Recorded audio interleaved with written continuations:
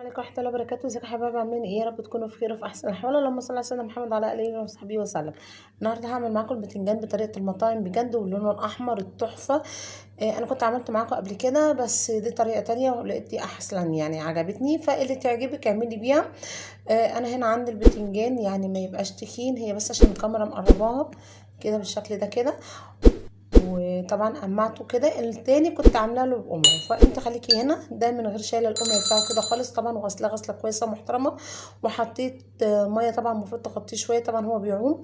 وحطيت معاه، هما بيحطوا لون، انا هنا حطيت معاه بنجرايه، منها افاده ومنها برضو تدي طعم وتدي شكل حلو قوي للبتنجان. انا هنا بعد ما نضفته انا هولع عليه. اول ما هيبتدي يغلي انا هديله حوالي بتاع 5 6 دقايق طبعا على حسب النار اللي عندك. وبعد كده هرجع اقولك احنا هنعمل ايه. طبعا اهو، وتحطي معاه كمان حوالي بتاع معلقتين ملح، علشان ما يبقاش كده تحسي بلذعه في الاخر فيه ولا حاجه. بصي انا كده كمان ده لسه ما غلاش، ده هو اللون بس اللي هو بتاع الميه لما عملت ايه. ومن وقت للتاني تديله كده تقليبه عشان اللي تحت يستوي زي اللي فوق بالظبط. خلص الخطوه دي وارجع لك. طيب بصي يا اموريا، انا اول ما بدا يغلو خلاص انا وقفت عند السوى اللي انا عايزاه. لازم تطلعيه بسرعه علشان وتحطيه في حاجه، عشان لو سبتيه في الميه بتاعته هيزيد السوى بتاعه، واحنا مش عايزين كده. انا عايزه شكله يكون كده، يعني بصي تحسي ان هي ايه، يعني 90% كده. وهتفتحي الواحده بالشكل ده كده. بصي هتلاقي قلبها ابيض ازاي من جوه، علشان انا ما فتحتهاش وسلقتها وهي مفتوحه. انا هفتح كل الكميه وايه وهرجع لك. بس قبل ما افتح انا هسيب البتنجان كده على جنب. دي شكل الميه، طبعا حطيتها في علبه. طبعا هو هتلاقيها احمر من كده كمان في لما تحطي التتبيله بتاعته وتحطي البابريكا وكده. بس انا للاسف انا ما عنديش بابريكا فمش هحط. انا كده هكتفي ان انا هحط فلفل احمر هوريهولك. التتبيله عندي بقى يا قمر، طبعا هو مش كل ده هتحطيه بس انا بعمل بزياده وبخليه. عندي هنا خضره ديت مجمده، يعني انا بحتفظ بيها من وقت لتاني لما بعوزها. ديت كزبره وبقدونس. وعندي فلفل طبعا انتوا شايفين شكله لا غنى عنه، مقطعاه. ولو ايدك حساسه البسي جلافز في ايديكي علشان يعني ما تهريش ايديكي وكده. وفلفل اخضر اللي هو الرومي ده، بس انا جايباه بلدي بصراحه، وكان قدامي بلدي كان تحفه. وعندي برضو فلفل احمر برضه انا عم جايباها بلدي، مش جايبه الالوان عشان ما يدروش زي تسكيره كده، فانا مش عايزاها. الحاجه التانية ومعايا هنا ملح، كزبره، كمون. طبعا انت ليكي مطلق الحريه تزودي من الكمون او الكزبره اللي انت عايزاها والملح. انا هنا مش مكتره قوي، لانه لو انتوا فاكرين كنت حاطه في ميه السلق كنت حاطه ملح. ومعايا كمان حوالي بتاع يعني 5 ليمونات 6 ليمونات على حسب ما بتحبي الليمون بتاعك. بس هما هنا دولت هما 5، في واحده كده على جنب فتحتها فقلت بقى خليها كده. ولو انت الليمون بتاعك اصفر وكبير قوي زي كده، يعني فيه ميه كتيره، فانت يعني هتكتفي. لو انت حاسه انه مخضر شويه يبقى هتزودي ليمونه او 2. تمام.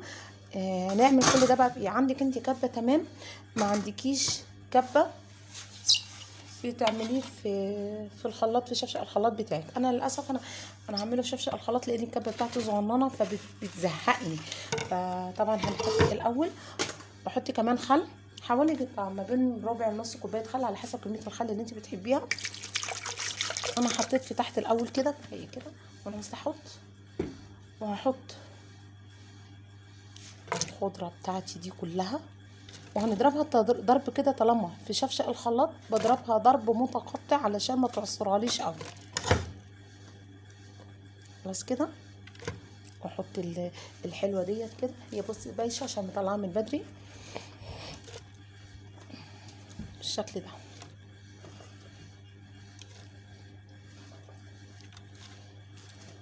احط كل الحاجات دي كلها واحط. حطيت كده هنا عصر 4 ليمونات، انا بحب الليمون شويه كتير فيها. وهحط معاها، دي اختياري، عايزه تحطيها حطيها، مش عايزه تحطيها ده بحاجه تريحك. انا بحب اقطع معاها كده ايه، يعني قشر ليمونه كده اضربه فيها، بس الكلام ده لو هي صفرة مش خضرة. وطبعا القشر اللي انا قطعته بخليه برضو على جنبي كده، مش برميه. هقول لك هنحتاجه في ايه دلوقتي. خلاص كده. وحطيت الخل، وهبتدي ان انا احط بقى التوابل بتاعتي. خلاص. وهبتدي ان انا هضربهم عشان ما يملكيش قلق، زي ما قلت لك كده ضرب متقطع، خاصه لو خلاط. شفت البنجر كمان بعد ما اتسلق انا هحط كام حته منه كده وهضربه معاه برده عشان يديله لون. طبعا انا هرستها بالمنظر ده، شايفين شكلها؟ مش عايزه اقولك شكلها غني عن كده يعني. ان الفلفل صراحه كان احمر جامد قوي. تمام كده. طبعا بقى ايه حبه البابريكا، طبعا الشويه دولت مش هينزلوا قوي، فاحنا هنعمل فيهم ايه؟ هنحط لهم حبه ميه من ايه؟ من الحلوه ديت. على فكره ده في حبه ميه جوه، هنركنهم بس كده نخليها كده على جنب. تمام. هنعمل ايه بقى سعادتكم؟ هنجيب كده، نشيل الحاجات اللي موجوده دي. لا خلاص. طبعا انت هتحشيه بقى بالكميه اللي انت عايزاها. تمام. وهنروح قافلينه كده خلاص كده، وهنرصه في العلبه الحلوه بتاعتنا دي كده. علبه بقى مربعه، انا هنا عندي صراحه كبيره شويه عشان انا عامله حوالي بتاع 2 كيلو ونص 3 ولا حاجه كده يعني. تمام. انا بحب البتنجان يبقى مسلوق، وعشان تحافظي عليه فتره طويله جدا على فكره بتحطيه في التلاجة. انا بحب احطه في التلاجة لحد ما يخلص، رغم ان الجو ساقع. بس عايزه اقول لك بقى، طبعا انت بقى لو انت عامله كميه اكبر من كده وعايزه يعني تحافظي عليه، يبقى اقل من كده معلش التليفون بتاع بايظه كده. هخلص الكميه كده وارجع لك. على فكره يا جماعه انا نسيت اقول لكم ان انا حطيت مع الخلطه دي توم، ودي كانت طبعا يعني لان هي اساس الخلطه دي توم.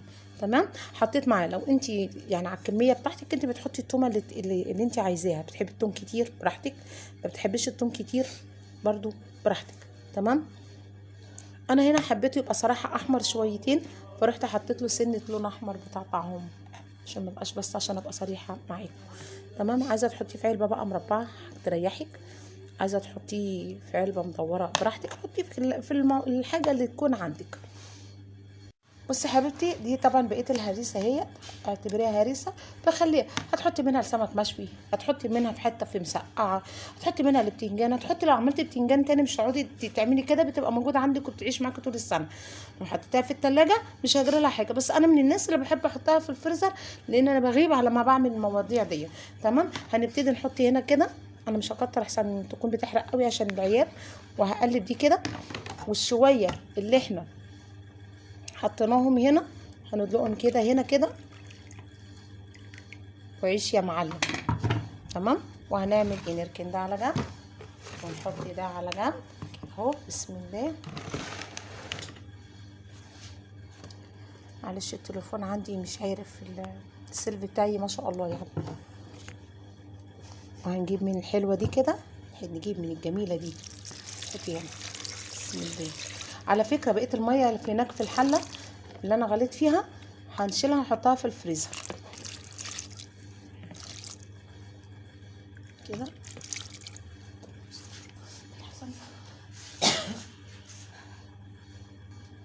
طبعا انا بعصر هنا ايه ليمونه ولا 2 على الوش كده. على فكره ممكن انا بقى هنا بحطها هنا كده، عايزه ما تحطيش ده براحتك، وتخلي وتحوشي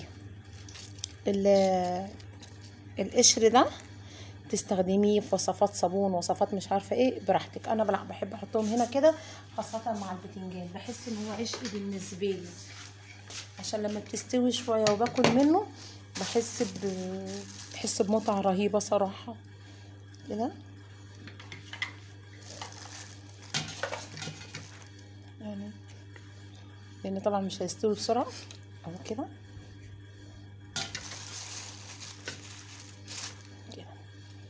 تمام. هحط لها سنه خل تاني عشان برضو ايه لو هي بتحرق شويه تكسر حدتها كده.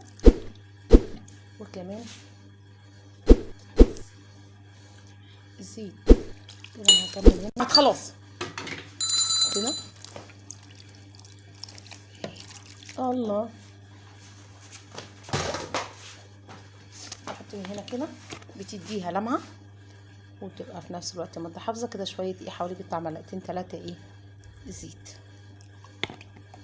اتمنى لو الوصفه عجبتكم ما تنسوش تعملي لي لايك وشير واشتراك. شايفين بنتو بتقول لكم كومنتات كومنتات كومنتات. يا رب بقى ايه ما تنسوش تعملوا لي اشتراك في القناه، تفعلوا الجرس. سلام، يا رب وصفتك تعجبك.